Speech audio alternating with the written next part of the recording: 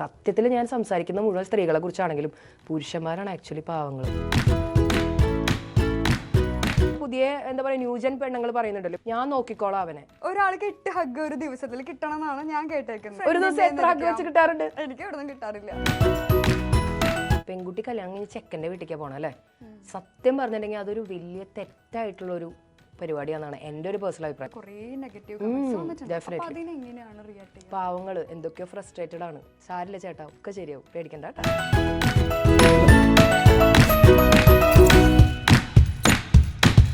റിലേഷൻഷിപ്പിൽ പാർട്ട്ണർ ഉണ്ടോന്ന് ചോദിച്ചാൽ ഉണ്ട്, ഇല്ലേന്ന് ചോദിച്ചാൽ ഇല്ല. ഒരാൾ ചോദിക്കണം നീ കമ്മിറ്റഡ് ആണോ നമുക്ക് ചോദിച്ചാൽ എന്താ പറയണ്ടേന്ന് അറിയില്ല, ഉണ്ടോന്നോ ഇല്ലയോന്നോ ഒന്നും പറയാൻ പറ്റാത്തൊരവസ്ഥ.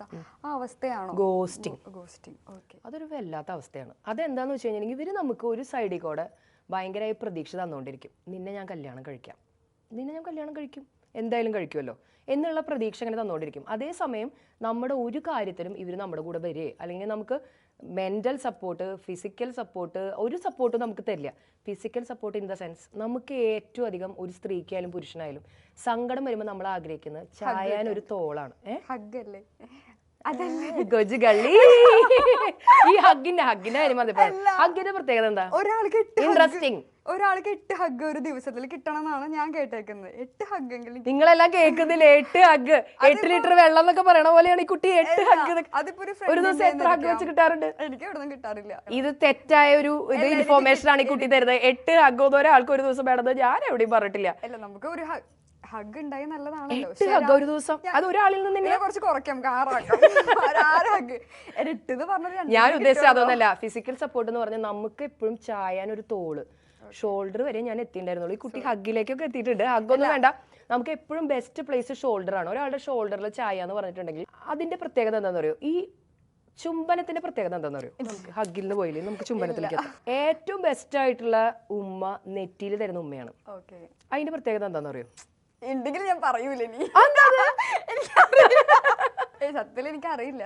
നിവിൻ പോളിയുടെ ആ സിനിമയില് മറ്റേ പർദ ഷോപ്പ് ഇനോഗ്രേറ്റ് ചെയ്യുന്ന ഷോപ്പ് തട്ടത്തിൻ മറയത്ത്, അതില് ഇത്രയും ക്ലോസ് ആണ് നിവിൻ പോളിയും ആ നായികയും. എന്നിട്ട് ഇവര് തമ്മിൽ കണ്ടുമുട്ടുമ്പോൾ നിവിൻ പോളി ആദ്യം അവർക്ക് നെറ്റിയിലാണ് ഉമ്മ കൊടുക്കണം. അപ്പൊ തൊട്ടപ്പുറത്ത് അജു വർഗീസ് ചോദിക്കും, നിനക്ക് ഇത്ര നേരിട്ട് നെറ്റി വരെ എത്തിയുള്ളൂ ആ നിന്റെ ഉമ്മ എന്ന് ചോദിക്കും. ഈ നെറ്റിയിലുള്ള ഉമ്മ എന്ന് പറഞ്ഞാൽ വളരെ അത് ഇമോഷണലി അറ്റാച്ച്ഡ് ആണ്. അതായത് നമ്മളുടെ പാർട്ട്ണറുടെ കണ്ണിൽ നോക്കി നമുക്ക് സംസാരിക്കാൻ പറ്റുകയും അവരെ നമ്മളെ ഷോൾഡറിൽ ചായാൻ പറ്റുകയും നെറ്റിയിൽ ഉമ്മ വയ്ക്കാൻ പറ്റുകയും ചെയ്യുന്നുണ്ടെങ്കിൽ മനസ്സിലാക്കുക അവർ ജെനുവിനാണ്, ലോയലാണ്. അവർ നമ്മുടെ കൂടെ നിൽക്കാൻ, അവർ നമ്മുടെ ശരീരത്തെ അല്ല നമ്മുടെ മനസ്സിനെയാണ് അവർ സ്നേഹിക്കുന്നത്. പഴയ ഒരു കവിതയുണ്ട്, മാംസദിബദ്ധമല്ല രാഗം. കേട്ട് കാണാൻ വഴിയില്ല. എന്താണ്? അതായത് ഈ പ്രേമം എന്ന് പറയുന്നത് മാംസത്തിനോട് ആഗ്രഹമുള്ളതായിരിക്കരുതെന്ന്. അതായത് ഇപ്പോൾ എപ്പോഴും ലവ് അല്ലല്ലോ, ലസ്റ്റ് അല്ല. എല്ലാവർക്കും എല്ലാത്തിനോടും പ്രേമം, കാമം ഒക്കെയാണ്. കുറച്ച് ദിവസം അവിടെ അടുത്ത് ഇടപഴകുമ്പോഴേക്കും അവർ ഫിസിക്കലി എങ്ങനെ അവരെ യൂസ് ചെയ്യാം എന്നുള്ളതാണ് ചിന്തിച്ചുകൊണ്ടിരിക്കുന്നത്. പഴയ കാലഘട്ടത്തിലൊന്നും അങ്ങനെയല്ല.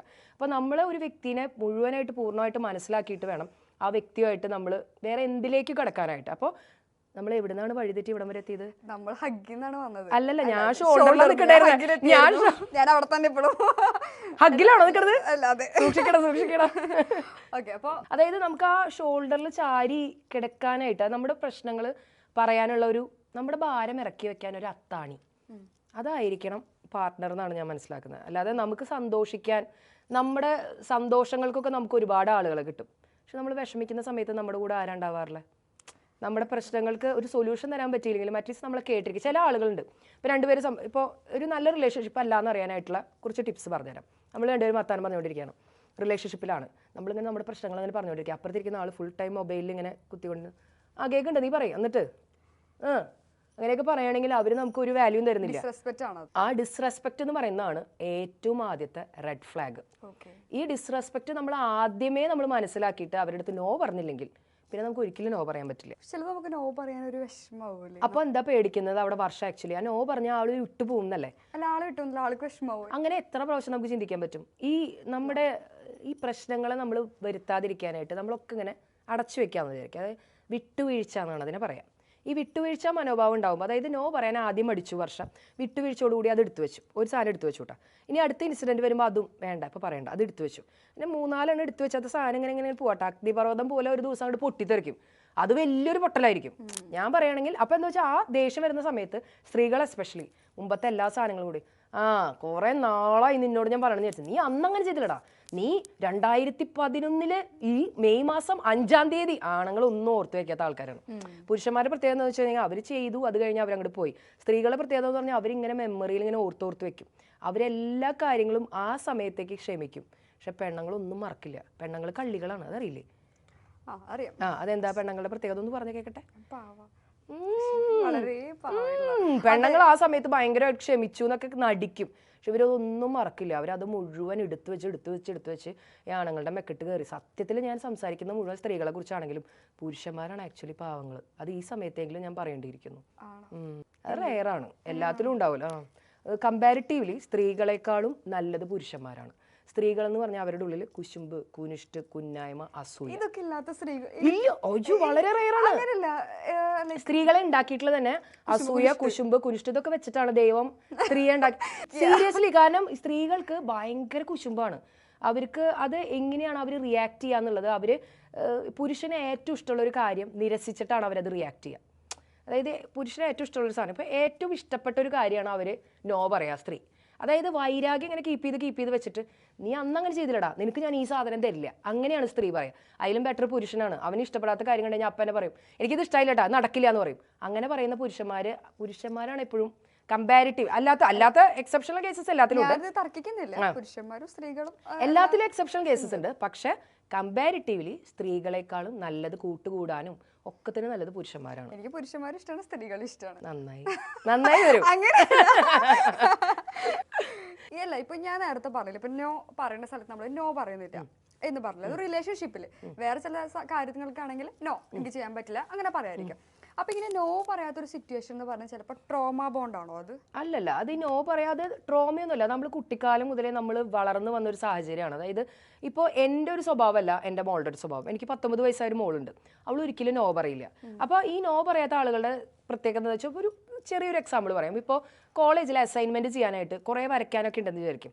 അപ്പോൾ വരയ്ക്കാനൊക്കെ ഉണ്ട്, ഈ പറയുന്ന വ്യക്തിയുടെ, എൻ്റെ മോളുടെ ചിലപ്പോൾ വരച്ച് കഴിഞ്ഞിട്ടുണ്ടാവില്ല, പക്ഷേ ഫ്രണ്ട്സ് പോയിട്ട് പറയും, ഡി ഇത് എനിക്കും കൂടി ഒന്ന് വരച്ചതായോ എന്ന് പറയും. ഇവൾക്ക് നോ പറയാറില്ല. അങ്ങനെ പറഞ്ഞു കഴിഞ്ഞാൽ അവർക്ക് വിഷമാവും. എന്നിട്ട് എന്താണെന്ന് വെച്ചാൽ ഈ പറയുന്ന വ്യക്തി ഫ്രസ്ട്രേറ്റഡ് ആവാണ്, എൻ്റെയും കഴിഞ്ഞിട്ടില്ല, അതും കഴിഞ്ഞിട്ടില്ല, ഇതും കഴിഞ്ഞിട്ടില്ല. ആ സമയത്ത് ഒരു നോ പറഞ്ഞെങ്കിൽ ഈ തലവേന വലുതും ഉണ്ടാവും. ചെറിയൊരു എക്സാമ്പിൾ പറഞ്ഞതാണ്. അങ്ങനെ നമുക്ക് നോ പറയേണ്ട സാഹചര്യങ്ങളൊന്നും നമ്മൾ നോ പറഞ്ഞില്ലെങ്കിൽ നമുക്കത് ഭംഗിയായിട്ട് ചെയ്യാനും പറ്റില്ല, നമ്മൾ സ്വയം ഫ്രസ്ട്രേറ്റഡ് ആവുകയും ചെയ്യും. നമ്മൾ എപ്പോഴും പ്രാധാന്യം കൊടുക്കേണ്ടത് നമ്മുടെ മെൻ്റൽ ഹെൽത്തിനാണ്. കാരണം അൾട്ടിമേറ്റ്ലി നമ്മളെയാണ് സ്നേഹിക്കേണ്ടത്. നമ്മളെ സ്നേഹിക്കാൻ പുറമേ നിന്ന് വേറൊരുത്തനില്ല, നമുക്ക് നമ്മളോടാണ്. ഇപ്പോൾ കുട്ടിക്കാലത്തൊക്കെ നമ്മളോട് ഇഷ്ടമുള്ള 5 വ്യക്തികളുടെ പേര് ചോദിക്കുക പറഞ്ഞു കഴിഞ്ഞാൽ വർഷയ്ക്ക് ഏറ്റവും ഇഷ്ടമുള്ള ആളാരാ? കുട്ടിക്കാലത്താണ് ഞാൻ എൻ്റെ പേരല്ലാതെ അല്ല, ഇപ്പൊ വലിയ വളർന്ന് വടവൃക്ഷം പോലെ ആയാലും ഇപ്പൊ പറയും. സത്യം പറഞ്ഞാലേ ഇപ്പോഴേ സത്യം എപ്പോഴെങ്കിലും ഒക്കെ ഒന്ന് പറ. എനിക്ക് ഏറ്റവും ഇഷ്ടം ആരെയാന്നാ? എനിക്ക് ഏറ്റവും ഇഷ്ടം ഞാൻ എന്നെ തന്നെ. ഇതിപ്പോ എന്നെ കാണിക്കുന്ന വെറും നമ്പറാണ്. ഞാനൊരു സൈക്കോ ആയതുകൊണ്ട് വർഷം കാണിച്ച നമ്പർ എനിക്കറിയാം, കണ്ണിൽ നോക്കി അറിയാം. എന്നെ തന്നെ എന്ന് പറയുമ്പോൾ അവിടെയും പ്രശ്നമില്ല ഇവിടെയും പ്രശ്നമില്ല. എന്നെ തന്നെയാണ് എനിക്ക് ഇഷ്ടം. നമ്മൾ അങ്ങനെ സ്നേഹിക്കണം എന്നല്ലേ? ആക്ച്വലി നമ്മൾ നമ്മളെയാണ് സ്നേഹിക്കേണ്ടത്. കാരണം അങ്ങനെ നമ്മൾ സ്നേഹിച്ച് കഴിഞ്ഞിട്ടുണ്ടെങ്കിൽ ഭയങ്കര ഈസിയാണ് കാര്യങ്ങൾ. നമ്മൾ നമ്മുടെ മെൻ്റൽ ഹെൽത്തിനെ പ്രൊട്ടക്ട് ചെയ്യാനായിട്ടുള്ള കാര്യങ്ങൾ നോക്കും. വേറൊരുത്തൻ ദേഷ്യപ്പെട്ടതുകൊണ്ട് നമ്മൾ വെറിയിടാവില്ല, അല്ലെങ്കിൽ വേറൊരുത്തൻ മിണ്ടാതിരുന്നുകൊണ്ട് എത്രയോ ആളുകൾ പോയി സൂയിസൈഡ് ചെയ്യണം. ആ ഒരു ഫ്രാക്ഷൻ ഓഫ് സെക്കൻഡ് നേരത്തേക്ക് അവർ തോന്നുകയാണ് അവർ ജീവിതം അവസാനിപ്പിച്ച് കളയുന്നത്. ആക്ച്വലി ഒരു മിനിറ്റ് നേരത്തേക്ക് അവരെ കേൾക്കാൻ ഒരാളില്ലാതെ പോയതുകൊണ്ടാണ്. ഒരു സെക്കൻഡ് നേരത്തേക്ക് തോന്നുകയാണ് എൻ്റെ ജീവിതം അവസാനിച്ചു പോയിന്ന്. കാരണം ഒരു വ്യക്തിയിലേക്ക് അവർ ഫോക്കസ്ഡ് ആയിരുന്നു. ഇതിന് ചുറ്റും ഇത്രയും വലിയ ലോകമുണ്ട്, എന്നെ സ്നേഹിക്കാൻ ഒരുപാട് ആളുകൾ. നമ്മളെപ്പോഴും നമ്മൾ സ്നേഹിക്കുന്ന ആളിലേക്കാണ് ഫോക്കസ് ചെയ്യുക. നമ്മളെ സ്നേഹിക്കുന്നവരെ, അതായത് അവഗണിക്കുന്നവരെ ഉപേക്ഷിച്ച് പരിഗണിക്കുന്നവരെ സ്നേഹിച്ചാൽ മതി. അവഗണിക്കുന്നവരെ, നമ്മളെ ആരൊക്കെയാണ് ഇഗ്നോർ ചെയ്യുന്നത് അവരെ തിരിച്ചും ഇഗ്നോർ ചെയ്യാൻ നമ്മൾ എന്ന് പഠിക്കുന്നോ. നമ്മൾ സാധാരണ ക്ലീഷേ പറയാറില്ലേ, അവന് ഇന്ന് വേണ്ടെന്ന് പറഞ്ഞാൽ എനിക്ക് ഇന്നലെ വേണ്ടാന്ന് പറയാനൊക്കെ സുഖമാണ്. അവന് ഇന്ന് വേണ്ടെന്ന് പറഞ്ഞാൽ എനിക്ക് ഇന്നലെ വേണ്ടാന്ന് പറയണമെന്ന് തോന്നണമെന്നുണ്ടെങ്കിൽ നമ്മുടെ മൈൻഡ് അത്രയും, അതായത് നമ്മൾ അത്രയും സ്റ്റേബിളായിട്ട് ചിന്തിക്കാൻ പറ്റുന്ന ആളുകളായിരിക്കണം. എത്ര IQ ഉള്ള ആൾക്കും EQ ഉണ്ടാവണമെന്നില്ല. വർഷ ഇപ്പൊ ഇതുവരെ പഠിച്ചിട്ടുണ്ട്? ഞാൻ ബയോടെക്നോളജി. കേൾക്കാൻ നല്ല രസമുണ്ട്. വർഷയുടെ ഇമോഷണൽ കോഷ്യന്റ് എങ്ങനെയാണെന്ന് എങ്ങനെ അറിയാൻ പറ്റും? ഒരു പ്രശ്നം വന്നു കഴിഞ്ഞാൽ എത്ര ദിവസത്തിനുള്ളിൽ വർഷ അതിൽ നിന്ന് ഓവർകം ചെയ്യും? ഞാനെല്ലാം പെട്ടെന്ന് നല്ല രീതിയിൽ എല്ലാം മാനേജ് ചെയ്യും. അല്ല, മണിക്കൂർ കണക്ക് പറയൂ. അല്ല, മണിക്കൂർ അല്ല, ഞാനെല്ലാം നല്ല രീതിയിൽ മാനേജ് ചെയ്യും. മണിക്കൂറൊന്നുമില്ല. എനിക്കിപ്പോ ഭക്ഷണം കഴിക്കാതിരിക്കാറുണ്ടോ? ഇല്ല. പിന്നെ എന്താ ഏറ്റവും ടെൻഷൻ വന്നാൽ എന്താ ചെയ്യാ? ടെൻഷൻ വന്നാൽ ഞാൻ ചിലപ്പോൾ കുറച്ചേരം കിടന്ന് ഉറങ്ങും. നല്ല കാര്യമാണ്. എന്താ സംഭവം എന്ന് അറിയോ? ഉറങ്ങി ഏറ്റു കഴിയുമ്പോൾ നമ്മൾ കുറേ ഫ്രഷ് ആവും. കാരണം നമ്മുടെ മൈൻഡ്, സാധാരണ ആളുകൾ ടെൻഷൻ വന്നാൽ ഉറങ്ങാൻ പറ്റില്ല, സാധാരണ ആളുകൾ ഉറക്കം പോയി എന്നാണല്ലോ പറയാം. ടെൻഷൻ വന്നു കഴിഞ്ഞാൽ നമ്മൾ ഞാനൊക്കെ എങ്ങനെയാണെന്ന് വെച്ചാൽ നല്ല ടെൻഷൻ വന്നാൽ വയറ് നിറച്ച് ചോറും കൂർക്കുപ്പേരിയും ബീഫും. കൂർക്കുപ്പേരി ഇഷ്ടമാണോ? പ്രത്യേകിച്ച് തൃശ്ശൂർക്കാർക്ക് കൂർക്കുപ്പേരി കൂർക്ക കഴിഞ്ഞു അല്ലേ, കൂർക്കയുടെ സീസൺ കഴിഞ്ഞു അത്ര. ഇനിയിപ്പോ കാത്തിരിപ്പാണ്, സെപ്റ്റംബറിലേക്കുള്ള കാത്തിരിപ്പാണ്, കൂർക്കയെ കാത്തിരിക്കുന്നു. അപ്പോൾ വർഷം കിടന്ന് ഉറങ്ങും പ്രശ്നം വന്നു കഴിഞ്ഞാൽ. അപ്പോൾ ഞാൻ പറയണത് അങ്ങനെ ഞാൻ എന്താ ചെയ്യാന്ന് വെച്ച് കഴിഞ്ഞാൽ വയറ് നിറച്ച് ഭക്ഷണം കഴിക്കും, കുറച്ച് പാട്ടും കേട്ട് അങ്ങനെ സുഖമായിട്ട് ഇങ്ങനെ ഇരിക്കും. അപ്പോൾ പിന്നെ ആ പ്രശ്നങ്ങളൊക്കെ ഭക്ഷണം കഴിച്ചാൽ, കാരണം സത്യം പറഞ്ഞാൽ ഭക്ഷണം ഒരുപാട് ആ സമയത്ത് കഴിക്കരുതെന്നാണ് പറയുക. കാരണം സ്ട്രെസ് ഈറ്റിംഗ് നമ്മളെ വല്ലാത്തൊരു അവസ്ഥയിലേക്ക് കൊണ്ടുപോകും. പക്ഷെ ഭക്ഷണം നല്ലോണം കഴിക്കുക, തലയും മേലൊക്കെ എണ്ണ തേച്ച് നന്നായി കുളിക്കുക, സുഖമായി ഉറങ്ങുക. ആഹാ, ഫെൻറ്റാബുലസ്. അങ്ങനെയൊക്കെയാണ് ഞാൻ. ഓരോരുത്തരും ഓരോ രീതിയാണല്ലോ സ്ട്രെസ് മാറ്റാനായിട്ട്. ഞാനത് ഉറങ്ങി തീർക്കും. ടെൻഷൻ ഇല്ലാണ്ടല്ല, മറ്റുള്ളവർക്ക് ശല്യമില്ല.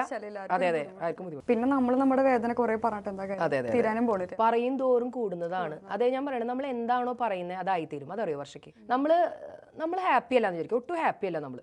പക്ഷെ എപ്പോഴും നമ്മൾ ഹാപ്പിയാണെന്ന് കുറേ നമ്മുടെ മൈൻഡിനോട് പറയാം. കാണുന്ന ആളുകളോടും ഹാപ്പി ആണെന്ന് വരുത്തി തീർക്കാനായിട്ട് ശ്രമിക്കാം. വരുത്തി തീർക്കാനായിട്ട് ആദ്യം നമ്മൾ ശ്രമിക്കേണ്ടി വരും. അതായത് നമ്മളിപ്പോൾ ആകെ വയ്യ, ഒരു മൂഡിൽ ഏറ്റിട്ട് ഇപ്പോൾ എന്ത് ചെയ്യാനാണ്, ചടഞ്ഞു മുടിഞ്ഞ് കിടന്ന് ഉറങ്ങാനാണ് നമുക്ക് തോന്നുന്നതെന്ന് വിചാരിക്കാം. അങ്ങനത്തെ ദിവസങ്ങൾ നമ്മൾ എന്താ ചെയ്യുന്നത് വെച്ചാൽ, എടിപ്പിടുന്നതിനെ ചാടി എഴുന്നേറ്റിട്ട് ഗെറ്റപ്പ് ഡ്രസ്സപ്പ് ആൻഡ് ഷോപ്പ്, അങ്ങനെ ഒരു കോട്ടുണ്ട്. പെട്ടെന്ന് എഴുന്നേറ്റിട്ട് ഡ്രസ്സൊക്കെ മാറി അടിപൊളിയായിട്ട് പുറത്തോട്ടൊന്ന് ഇറങ്ങാം. അപ്പം 4 ആൾ നമ്മളെ നോക്കും, കൊള്ളാലോ വീഡിയോ എന്ന് പറയും. അപ്പോൾ നമുക്ക് സ്വയം നമ്മൾ അപ്രീഷിയേറ്റഡ് ആയി എന്ന് തോന്നും, നമ്മളെ ആളുകൾക്ക് ഇഷ്ടമാണെന്ന് തോന്നും, നമ്മൾ വാല്യൂഡ് ആയി എന്ന് തോന്നും. അപ്പോൾ ഈ സ്ട്രെസ്സൊക്കെ മാറിയിട്ട് നമ്മൾ വേറെ കുറേ ചിന്തകളിലേക്ക് വരും. എളുപ്പമുള്ളൊരു ഉദാഹരണം ഞാൻ പറഞ്ഞുതരാം. നമ്മളാരും ശ്രദ്ധിക്കാനില്ല എന്ന് വിചാരിക്കാം, നമുക്കൊന്നും ബോറടിച്ചിരിക്കുകയാണ്.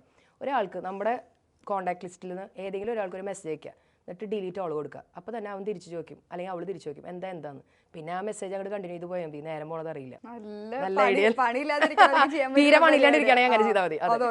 അല്ലെങ്കിൽ റോട്ടിൽ കൂടെ നടന്നു പോകുമ്പോൾ ഒരു പരിചയമില്ലാത്ത ആളെ നോക്കി ചിരിക്കുക. അപ്പൊ എന്തിനാ ചിരിച്ചേന്ന് ആലോചിച്ചിട്ട് അങ്ങനെ നടന്നു പോലും അയാള്. അങ്ങനെ കുറെ എന്റെ ഞാൻ എല്ലാരും കാണുമ്പോൾ ചിരിക്കാറുണ്ട്. അതൊരു അസുഖമാണ്. എന്നെ അറിയാത്തൊരു കാണുമ്പോൾ ഞാൻ ചിരിക്കാറുണ്ട്. എന്നെ കാണുമ്പോ എന്താന്നറിയില്ല, എല്ലാരും ചിരിക്കും. അതായത് അങ്ങനെയല്ല, ചിരി വരുന്ന മുഖമാണല്ലോ, അതുകൊണ്ടായിരിക്കും. അല്ല കോമഡി അങ്ങനെ എല്ലാരും കാണുമ്പോൾ അല്ലല്ല, ആ പുഞ്ചിരി നല്ലതാണ്. ഞാനും ചിരിക്കും. അത് ആരായാലും ഞാൻ അങ്ങനെ. അതുകൊണ്ട് പിന്നെ കുഴപ്പമില്ല. ഓക്കെ, അപ്പൊ നല്ല സ്വഭാവമാണെന്നാണ് പറയണത്. പിന്നെ തീർച്ചയായും നമുക്ക് മറ്റുള്ളവർക്ക് കൊടുക്കാൻ പറ്റിയ ഏറ്റവും നല്ല കാര്യമാണ് ഒരു പുഞ്ചിരി. അതെ. ഇപ്പൊ നമുക്കൊരു കല്യാണത്തിലേക്ക് പോകാനുള്ള ഒരു പേടിയുണ്ട്. ഇപ്പൊ അതിനെ നമ്മൾ ഉപയോഗിക്കുന്ന ഒരു ടൈമാണ് ഗാമോഫോബിയ എന്ന് പറഞ്ഞിട്ട്. ഒക്കെ പഠിച്ചു വന്നിരിക്കുക കള്ളി. ഇതെനിക്ക് ഓൾറെഡി എനിക്കുള്ള ഒരു കാര്യമാണ്. ഒരു ടെൻഷൻ, എങ്ങനെയാണ് ഒരു കമ്മിറ്റ്മെന്റിലേക്ക് പോകുന്ന ഒരു ടെൻഷൻ. അത് പല കാരണങ്ങൾ കൊണ്ടാവാം, ട്രോമ, ട്രസ്റ്റ് ഇഷ്യൂസ്, എന്തെങ്കിലും കൊണ്ടായിരിക്കും. അതെങ്ങനെയാണ് അതിൽ നിന്ന് മാറേണ്ടത്? അതായത് നമ്മൾ മെയിൻ ആയിട്ട് പ്രത്യേകിച്ച് ഒരു പെൺകുട്ടി എന്നുള്ള നിലയ്ക്ക് ഇപ്പൊ എത്രയൊക്കെ നമ്മൾ എഡ്യൂക്കേറ്റഡ് ആയി, ലോകം എത്ര പുരോഗമിച്ചു എന്നൊക്കെ പറഞ്ഞാലും പെൺകുട്ടി കല്യാണം കഴിഞ്ഞ് ചെക്കൻ്റെ വീട്ടിലേക്ക് പോകണം അല്ലേ. സത്യം പറഞ്ഞിട്ടുണ്ടെങ്കിൽ അതൊരു വലിയ തെറ്റായിട്ടുള്ള ഒരു പരിപാടിയാണെന്നാണ് എൻ്റെ ഒരു പേഴ്സണൽ അഭിപ്രായം. എനിക്കും ഉണ്ടല്ലോ ഒരു മോള്. അപ്പൊ ഞാനിങ്ങനെ ആലോചിക്കും, പെൺകുട്ടികളെ ഏതാണ്ട് തീരെഴുതി കൊടുക്കണ പോലെയാണ് അപ്പനും അമ്മയും കല്യാണം കഴിഞ്ഞ് കെട്ടിച്ച് വിടുക എന്നാണ് പറയാം. ആ ചെക്കൻ്റെ വീട്ടിലേക്ക് പോകുന്നതുകൊണ്ടാണ് പെൺകുട്ടികൾക്ക് ഇത്ര അധികം ടെൻഷൻ. കാരണം എന്ന് വെച്ചാൽ നമ്മുടെ സ്വന്തം വീട്ടിൽ നിന്നിട്ട് പുറപ്പെടുകയും ചെയ്തു. പഴയ ആൾക്കാർ പറയാം അമ്മത്ത് നിന്നിട്ട് പുറപ്പെടുകയും ചെയ്തു, അമ്മയുടെ വീട്ടിലേക്ക് എത്തിയില്ല എന്ന്. അതായത് തിരിച്ച് കുറച്ച് ദിവസം നിന്ന് കഴിഞ്ഞിട്ട് നമ്മുടെ വീട്ടിലേക്ക് വന്നു കഴിഞ്ഞാൽ പിന്നെ നമ്മളിവിടെ ഗസ്റ്റ് പോലെയാണ്.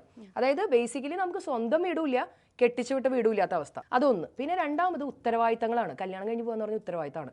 ഭർത്താവിനെ മാത്രം സാറ്റിസ്ഫൈ ചെയ്താൽ പോരാ, ഭർത്താവിന്റെ മൊത്തം വീട്ടുകാരെ, അവരമ്മായിടെ അമ്മാവനെ, അത് പറയുമ്പോൾ തന്നെ മുഖം ചുളിക്കണം, അപ്പനെ, അമ്മേനെ, അളിയനെ, അനിയനെ, പിന്നെ അവിടെ എന്താ പറയുക വകയിലെ കുറേ ആൾക്കാരെയൊക്കെ നമ്മൾ പ്രീതിപ്പെടുത്തി വേണം ജീവിക്കാനായിട്ട്. അതുകൊണ്ടാണ് വിവാഹം കഴിക്കാന്ന് പറയുന്ന പ്രശ്നം. പിന്നെ ഉത്തരവാദിത്തമാണ് കുട്ടികൾ. ചില ആളുകൾക്ക് കല്യാണം കഴിഞ്ഞാലും മക്കൾ വേണ്ടാന്ന് താല്പര്യമില്ലാത്ത ആളുകളുണ്ടാവും.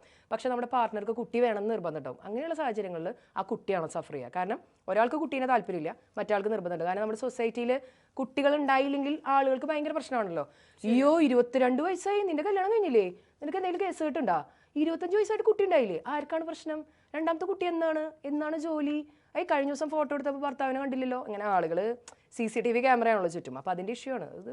അപ്പം അതൊക്കെ സ്വയം മാറണം. അത് വേറെ ഒന്നും ചെയ്യാനില്ലല്ലോ നമ്മുടെ നാട്ടിൽ. പ്രായമുണ്ടോ ശരിക്കും? ഒരിക്കലും ഇല്ല. കല്യാണത്തിന് പ്രായം എന്ന് പറഞ്ഞാൽ റൈറ്റ് പേഴ്സണെ കണ്ടുപിടിക്കുമ്പോൾ എന്നുള്ളതാണ്.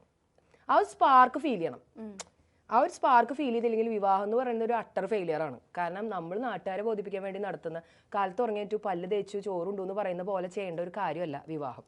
ഇനിയിപ്പോൾ നമ്മൾ ഒരു മാരേജ് ലൈഫിലേക്ക് പോയി. അപ്പോൾ ഈ ആദ്യം കാണുന്ന ഇപ്പോൾ ആദ്യം 3 months ഒക്കെ നേരത്തെ പറഞ്ഞ പോലെ റിലേഷൻഷിപ്പിൽ തന്നെ ഭയങ്കര രസമായിരിക്കും, ലവ് കാര്യങ്ങളൊക്കെ. ശരിക്കും ഇത് ഒരു വർഷങ്ങൾ കഴിഞ്ഞാലും ഇത് തന്നെയാണോ ഉണ്ടാവുക? ലവ് ഇതേ സാധനം അതിലൊരു അത് നല്ല അടിപൊളി ചോദ്യം. ഒരു സെക്കൻഡ്, ഇപ്പോഴാണ് ആത്മാർത്ഥമായിട്ട് നല്ലൊരു ഒരു വൃത്തിയുള്ള ചോദ്യം ഇപ്പോഴാണ് ചോദിച്ചത്. നല്ല ചോദ്യം. ഞാൻ കല്യാണം കഴിച്ചിട്ടില്ല, അതുകൊണ്ടാണ് ഈ ചോദ്യം വൈകിയത്. നല്ലൊരു വിവാഹ ജീവിതത്തിൽ ഈ പറഞ്ഞ സംഭവങ്ങൾ നിലനിൽക്കുന്നുണ്ടെങ്കിൽ മറ്റേ ആൾ നല്ലൊരു കമ്പാനിയൻ ആവണം. റിലേഷൻഷിപ്പിൽ ആണെങ്കിലും വിവാഹത്തിലായാലും മറുഭാഗത്തുള്ള ആളിൽ നമ്മളെപ്പോഴും പാർട്ട്ണർ എന്നല്ല പറഞ്ഞുകൊണ്ടിരിക്കുന്നത്. പാർട്ട്ണർ ആകുമ്പോഴാണ് പ്രശ്നം. പാർട്ട്ണർ അല്ല ആവേണ്ടത്, അവൻ നല്ലൊരു ഫ്രണ്ട് ആവണം. നമ്മുടെ ഫ്രണ്ട്സിൻ്റെ ഇടയിൽ നമുക്ക് ഒബ്ലിഗേഷൻസ് ഇല്ലല്ലോ. അതായത് ചില നല്ല ഫ്രണ്ട്സിനെ നമ്മൾ കണ്ടിട്ടില്ല, ചിലപ്പോൾ നമ്മൾ മാസങ്ങളോളം അവർക്ക് മെസ്സേജ് അയച്ചിട്ടുണ്ടാവില്ല, വിളിച്ചിട്ടുണ്ടാവില്ല, പക്ഷേ ആ ഫ്രണ്ട്ഷിപ്പ് കട്ടാവില്ല. നമുക്കൊരു പ്രശ്നം വന്നിട്ട് ഡാ ഒരു 2000 ഉറുപ്പിക ഇടാണ്ടാന്ന് ചോദിച്ചാൽ ഇപ്പോൾ ഡാടാന്ന് പറയും. അതായത് പൈസ അല്ല, കടം വാങ്ങിയിട്ടായാലും അല്ല, ഒരു എക്സാമ്പിൾ പറഞ്ഞാൽ. അപ്പോൾ അതാണ് ഞാൻ പറഞ്ഞത്, നല്ലൊരു വിവാഹ ജീവിതം നല്ല രീതിയിൽ മുന്നോട്ട് പോകണമെങ്കിൽ എപ്പോഴും ഫ്രണ്ട്സ് കല്യാണം കഴിക്കാൻ നല്ലത്. അല്ലെങ്കിൽ കല്യാണം കഴിച്ച ആളെ ഫ്രണ്ട് ആക്കാൻ പറ്റും. കമ്പാനിയൻഷിപ്പാണ് എപ്പോഴും വർക്കൗട്ട് ആവുക. നല്ല ഫ്രണ്ട് ആയിരിക്കണം. അപ്പോൾ അവരുടെ ഇടയിൽ ഈഗോ ഉണ്ടാവില്ല. മറ്റേന്ന് വെച്ചാൽ ഞാൻ ഭർത്താവാണ്, നീ ഭാര്യയാണ്. നമുക്കറിയാലോ, ഭർത്താവ് ചെയ്യാൻ പാടില്ലാത്ത കുറെ കാര്യങ്ങളുണ്ടല്ലോ നമ്മുടെ നാട്ടിൽ. എന്താണ്? മുറ്റടിച്ചു വരാൻ പാടില്ല. എന്താ വിചാരിച്ചേ? കാരണം ആണുങ്ങള് മുറ്റടിച്ചു വരാൻ പാടില്ല, കറിക്ക് നുറുക്കാൻ പാടില്ല, ആണുങ്ങൾ ചെയ്യാൻ പാടില്ലാത്ത കാര്യങ്ങൾ അങ്ങനെ ചെയ്യണം എന്നാണ് ഞാൻ പറയണത്. ഇപ്പോഴും ഇപ്പൊ ഈ ഷൂട്ട് നടന്നുകൊണ്ടിരിക്കുന്ന എറണാകുളത്തൊക്കെ കുറച്ചും കൂടി അങ്ങനെയാണ്. പക്ഷെ തൃശ്ശൂർ സൈഡിലൊക്കെ ഇപ്പോഴും ഭർത്താവും ഭാര്യ തന്നെയാണ്. അറിയാലോ വർഷയ്ക്കത് കണക്ഷൻ നന്നായി. അത് കുറച്ചും കൂടി വളർന്നോ ചിന്താഗതിയൊക്കെ ഇവിടേക്ക് വന്നപ്പോ? ഇല്ല, ഇപ്പൊ നമ്മൾ ഓൾറെഡി ഞാൻ പണ്ടത്തെ തോട്ട്സ് അല്ലല്ലോ എന്റെ. ഇപ്പൊ ഞാൻ പഠിക്കാൻ പോയി, ഓരോ കാലഘട്ടത്തിൽ തോട്ട്സ് മാറി വരും. പിന്നെ നമുക്ക് ഉണ്ടായിട്ടുള്ള ഇൻസിഡന്റ് കാരണം നമ്മൾ മനസ്സിലാക്കും. തീർച്ചയായും. കാരണം ഇപ്പൊ 21 വയസ്സിലുള്ള ഒരു കുട്ടിയുടെ ചിന്തയല്ല ഒരു 43-കാരിയുടെ ചിന്ത. 21 വയസ്സിൽ ഞാൻ ചിന്തിച്ചിരുന്നത് കാണാൻ കൊള്ളാവുന്ന കുതിരപ്പുറത്ത് വരുന്ന ഒരു രാജകുമാരൻ, അതായിരുന്നു എൻ്റെ ചിന്ത. ഇപ്പൊ 43-ാമത്തെ വയസ്സിൽ ഞാൻ ചോദിച്ചാൽ അതല്ല പറയാ. കാരണം ഇപ്പൊ എനിക്കറിയാം അതൊന്നുമല്ല വേണ്ടത്. സൗന്ദര്യത്തെക്കാൾ ഉപരി നമ്മളെ മനസ്സിലാക്കുന്ന, അല്ലെങ്കിൽ നമ്മളെ കേൾക്കുന്ന, മനസ്സിലാക്കാന്ന് പോലും ഞാൻ പറയില്ല, അതായത് നമ്മളെ കേട്ടാൽ മതി, വൃത്തിക്ക് കേട്ടാൽ മതി. അപ്പോൾ തന്നെ നമ്മുടെ പ്രശ്നങ്ങൾ അതാ ഞാൻ വീണ്ടും പറയും, നമ്മുടെ പ്രശ്നങ്ങളെല്ലാം പറയാൻ പറ്റുന്ന ഒരു അത്താണി. അതാണ് ഞാൻ വീണ്ടും പറയുന്ന വാക്ക്. ഇപ്പം ഞാനായാലും എൻ്റെ ഒരു 10ാം ക്ലാസ്സിലോ അല്ലെങ്കിൽ +2 സമയത്തൊക്കെ നമ്മൾ ചിന്തിക്കും നമ്മുടെ കല്യാണം കഴിക്കുന്ന ആൾക്ക് ഇത്ര താടി വേണം, അങ്ങനെ വേണം, ഇങ്ങനെ വേണം.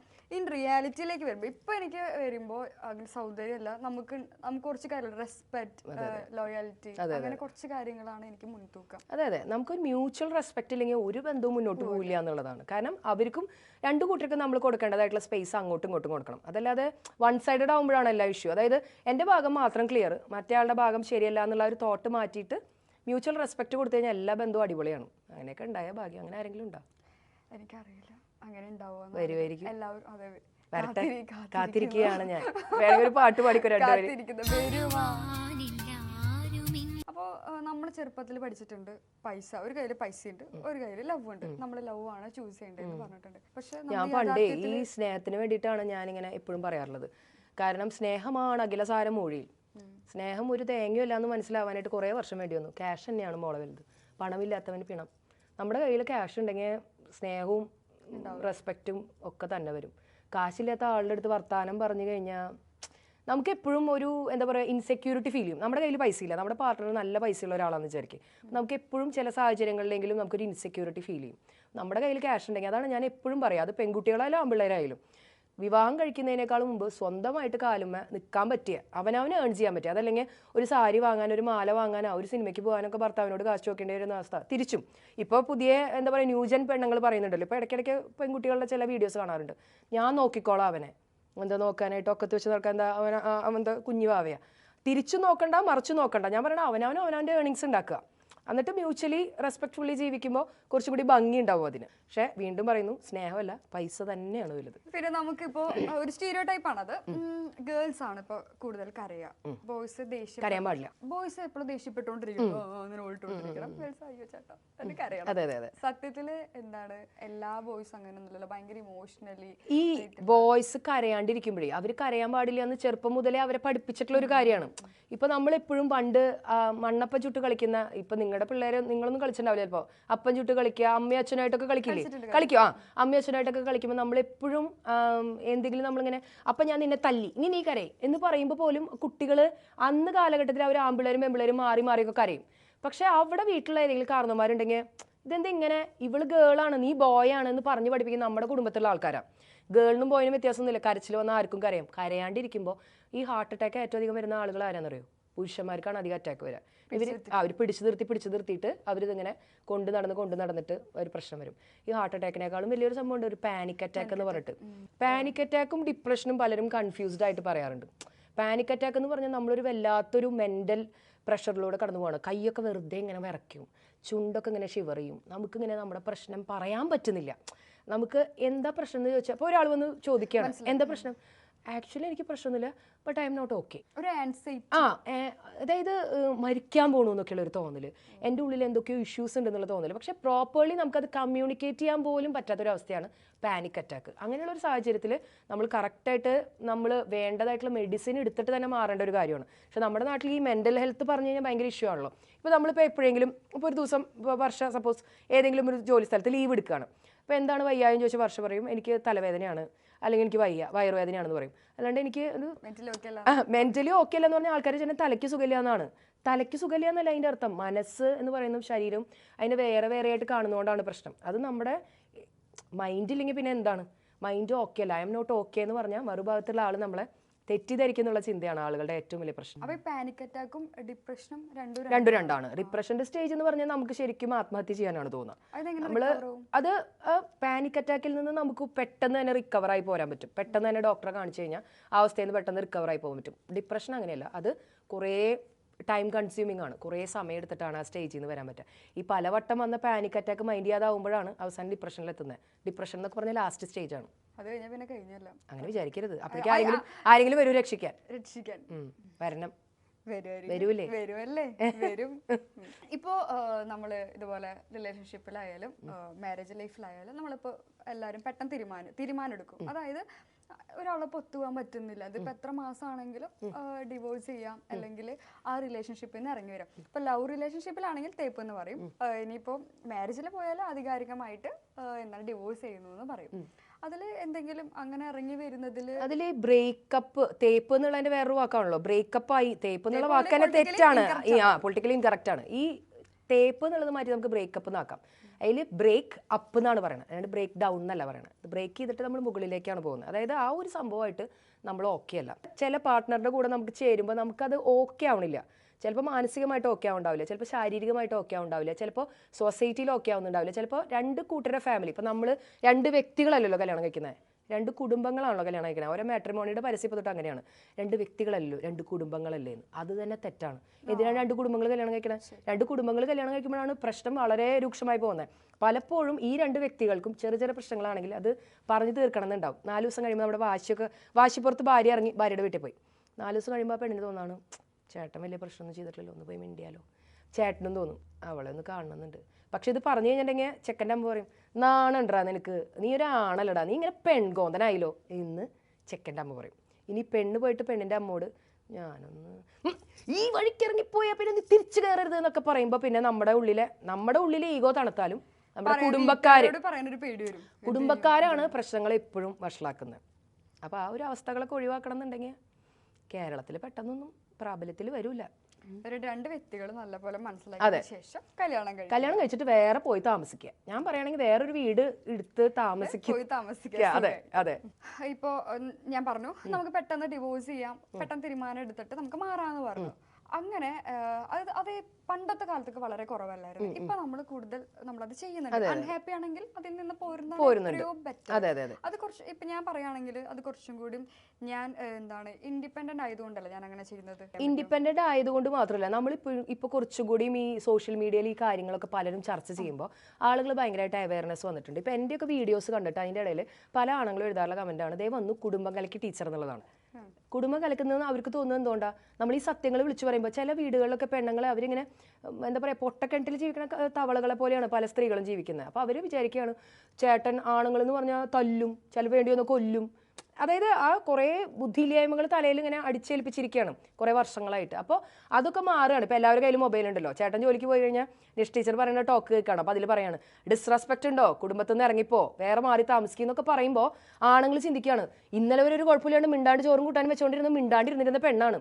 ഇപ്പോൾ അവൾക്ക് ഈ ഓരോ ടോക്കുകൾ കാണുമ്പോൾ അപ്പോൾ ഇപ്പോൾ ആളുകൾ ഭയങ്കരമായിട്ട് അവെയറാണ് കാര്യങ്ങളെക്കുറിച്ച്. അപ്പോൾ ഡിവോഴ്സ് എന്നൊന്നും പറയുന്നത് ഒരു പ്രശ്നമല്ല എന്നുള്ള രീതിയിൽ എത്തിച്ചേർന്നിട്ടുണ്ട്. പിന്നെ രണ്ട് വ്യക്തികൾ ഒട്ടും ഓക്കെ അല്ലെങ്കിൽ ഒരു വീടിൻ്റെ അകത്ത് താമസിക്കാതിരിക്കുന്നതാണ് ഏറ്റവും നല്ലത്. കാരണം ദേഷ്യത്തിന് ഇവരെ പരസ്പരം ഉപദ്രവിക്കാനോ വല്ല അപകടത്തിലൊക്കെ എത്തിച്ചേരാനോ ഉള്ള നമ്മൾ പല വാർത്തകളിലും പലരെക്കുറിച്ചും കേൾക്കാറുണ്ട്. നമ്മൾ ആ പെൺകുട്ടിക്ക് ഇത്രയും പ്രശ്നം ഉണ്ടെങ്കിൽ അവിടുന്ന് ഇറങ്ങി പോരാമായിരുന്നില്ലേ. അത് എപ്പോഴാണെന്ന് അറിയോ മലയാളി പറയാ, ആ പെണ്ണ് മരിച്ചു കഴിയുമ്പോൾ.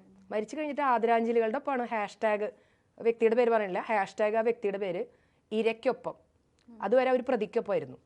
ഇരയും പ്രതിയും മാറി മാറി കളി. മലയാളികൾ എന്ന് പറഞ്ഞിട്ടുണ്ടെങ്കിൽ മിനിറ്റ് വെച്ച് വാക്ക് മാറ്റുന്ന ആളുകളാണ് മലയാളികൾ. അതുവരെ പറയും, അവിടുന്ന് ആ പെണ്ണിറങ്ങി വന്ന് പറയും തൻ്റെടി താൻ തോന്നി. മരിച്ചു കഴിഞ്ഞാൽ പറയും അയ്യോ മോൾക്ക് ഒന്നും പറ്റിയില്ലെങ്കിൽ എൻ്റെ വീട്ടിൽ കൊണ്ടുവന്ന് താമസിപ്പിച്ചേനെന്ന് വരെ പറയുന്ന അത്രയും സദാചാര ഓളികളെ നമുക്ക് കാണാൻ പറ്റും. അതാണ് നമ്മുടെ നാടിന്റെ ഏറ്റവും വലിയ പ്രശ്നം. ഇപ്പൊ ടീച്ചർ പറഞ്ഞില്ലേ, ടീച്ചർ ഇങ്ങനെ സത്യങ്ങളൊക്കെ വിളിച്ച് പറയുമ്പോൾ ആർക്കും ദഹിക്കാറില്ല. അങ്ങനെ തന്നെയാണ്. അപ്പോ ആ അങ്ങനെ പറയുന്നത് കൊണ്ട്, ഇത്തരത്തിലുള്ള വീഡിയോ ചെയ്യുന്നത് കൊണ്ട് കുറെ നെഗറ്റീവ് കമന്റ്സ് വന്നിട്ടുണ്ട്. അപ്പൊ അതിനെങ്ങനെയാണ് റിയാക്ട് ചെയ്യുക? കഴിഞ്ഞ ദിവസേ ഞാനിപ്പോ ഇവിടെ അടുത്ത് എറണാകുളത്ത് തന്നെ ഇവിടെ അടുത്തുള്ള ഒരു CMI ഒരു സ്ഥാപനത്തിൽ പോയിട്ട് ക്ലാസ് എടുക്കാനായിട്ട് പോയി, CMC. അപ്പോൾ സിസ്റ്റേഴ്സാണ് അവിടെ മൊത്തം. ഞാൻ സ്റ്റേജിൽ ഡാൻസ്, അപ്പോൾ ഞാനിങ്ങനെ ഇങ്ങനെ ചാടിക്കൊണ്ടിരിക്കുന്നതുകൊണ്ട് സ്റ്റേജിൽ ഡാൻസ് കളിക്കാനായിട്ട് ഒരു സിസ്റ്റർ വിളിച്ച് ഞാനിങ്ങനെ കറക്കി ഡാൻസൊക്കെ കളിപ്പിച്ചു.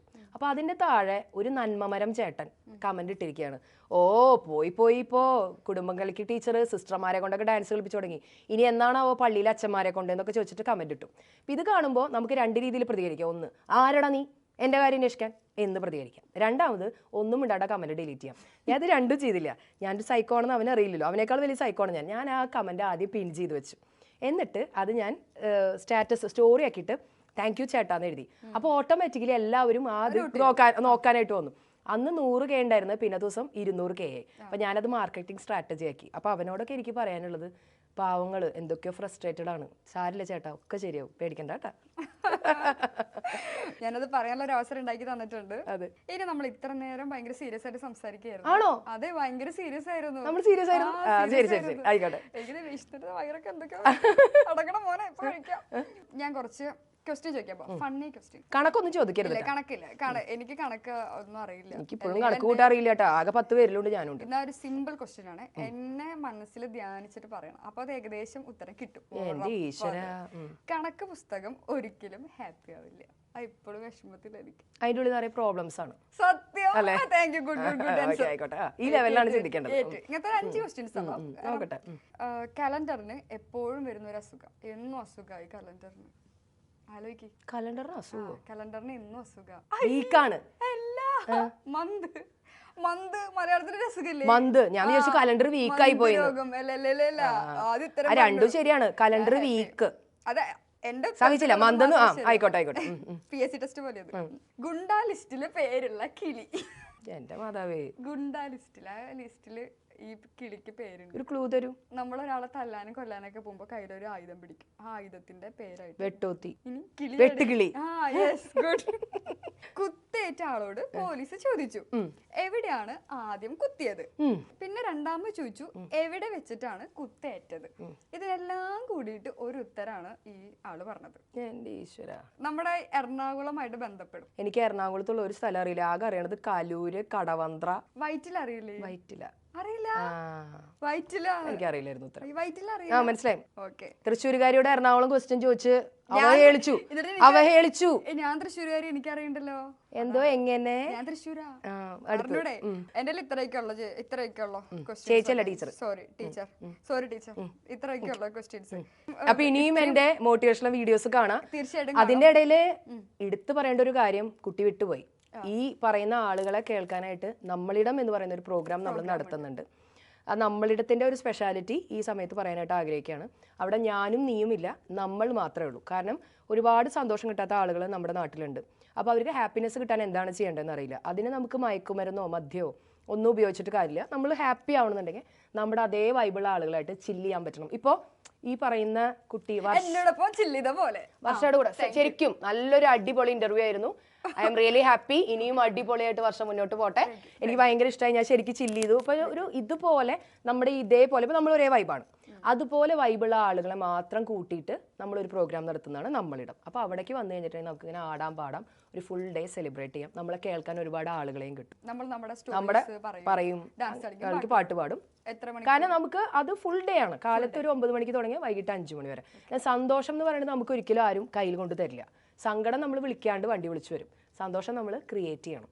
അതാണ് എനിക്ക് പറയാനുള്ളത്. ഇപ്പൊ നമ്മൾ കുറെ കാര്യങ്ങൾ കേട്ടു, ഞാൻ കുറെ കാര്യങ്ങൾ മനസ്സിലാക്കി, കൺഫ്യൂസ്ഡ് ആയി ശരിക്കും. അതെ അത് വേണം, കൺഫ്യൂഷൻ വേണം. സ്റ്റക്ക് ആയിരുന്നു ദേവി, സ്റ്റക്ക് ആയിരുന്നു. അപ്പൊ നല്ലൊരു ഇന്റർവ്യൂ ആയിരുന്നു. അപ്പൊ ഞാൻ thank you.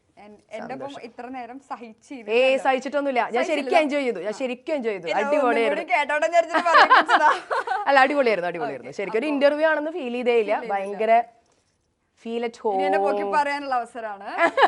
Feel at home ആയിരുന്നു, നല്ല അടിപൊളിയായിരുന്നു. ഇങ്ങനെ തന്നെ ആയിരിക്കട്ടെ ഇനിയുള്ള കാലത്തും. ഒരുപാട് ആളുകളെ ചിരിപ്പിക്കാനും ചിന്തിപ്പിക്കാനും ഒക്കെ പറ്റട്ടെ. ഇടയ്ക്ക് ഈ വിഡിത്തങ്ങളൊന്നും മിസ് ചെയ്യാതെ നോക്കുക, കാരണം ആ ഇന്നസെൻസ് എവിടെ നഷ്ടപ്പെടുന്നോ അവിടെ നമ്മുടെ ലൈഫ് പോയി. എപ്പോഴും നമ്മൾ മെച്യൂർഡ് ആവാനായിട്ട് ഒരിക്കലും നമ്മൾ ശ്രമിക്കരുത്. നമ്മുടെ ഉള്ളിൽ എന്തൊക്കെ ഇന്നസെൻസ് ഉണ്ടോ ആ ഇന്നസെൻസോട് കൂടി ജീവിതം മുന്നോട്ട് കൊണ്ടുപോയാൽ ലൈഫ് ഒരു കളറ് പാടാണ്. Thank you. ഓക്കെ, സന്തോഷം. Thank you.